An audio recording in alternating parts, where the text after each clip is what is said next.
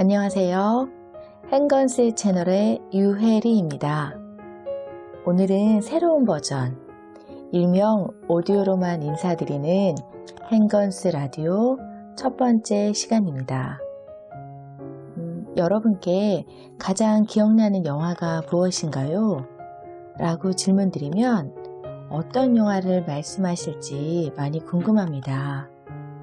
저도 여러 영화가 생각나는데 그중 마지막 사중주란 제목의 영화를 소개해 드리려고 합니다.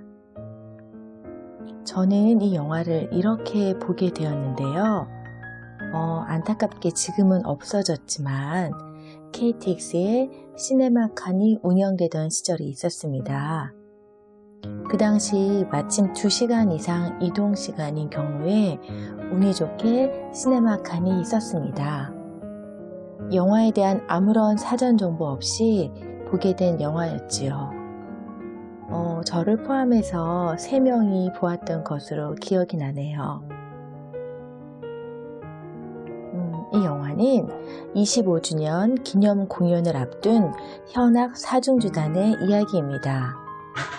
참고로 현악 사중주단은 제1바이올린, 제2바이올린, 비올라, 첼로 이렇게 구성되어 있는 것은 아시지요? 스승과 제자, 부부, 친구로 이루어진 이 현악 사중주단을 아주 성공적으로 이끌어오던 첼리스트 피터에게 갑자기 파킨슨병이 찾아옵니다.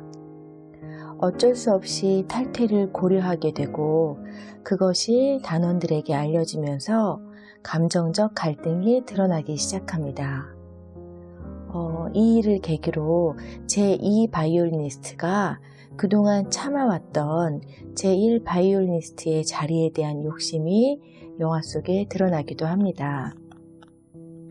저는 이 부분을 많은 관객들이 공감하셨을 거라 생각되는데요.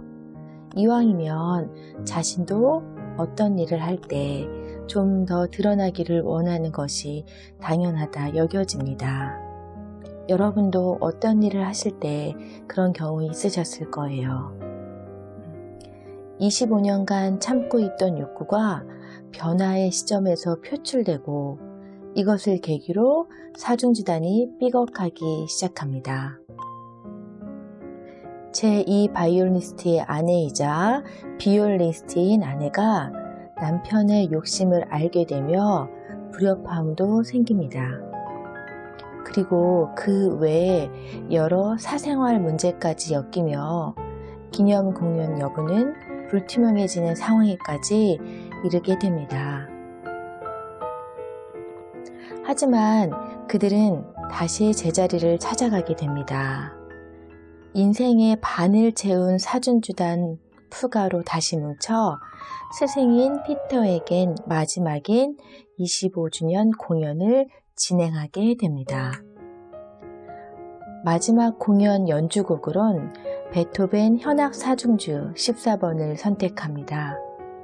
이 곡은 멈추지 않고 계속 연주해야만 하는 것으로 파킨슨병인 피터가 그 연주를 끝까지 해낼 수 있을까 하는 점도 이 영화의 관전 포인트였던 것 같습니다. 이 영화는 명품 배우들의 출연으로도 이슈가 되었습니다. 캐스팅된 배우의 이름만 보고 이 영화를 선택한 관객도 많다고 하니 말입니다. 저 또한 그 배우들의 중후하며 깊이 있는 연기에 빠져들어 영화 내내 몰입할 수밖에 없었습니다. 이들이 멋지게 연주해낸 것은 베토벤의 음악만은 아니었던 것 같습니다. 그들이 서로 조율해가는 선율처럼 인생의 불협화음도 하나씩 제자리를 찾아간다는 의미를 보여주는 것 같습니다.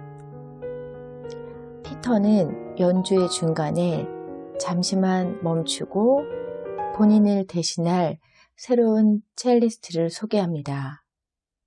그리고 그 새 첼리스트와 함께 연주를 다시 진행하고 무사히 마치게 됩니다.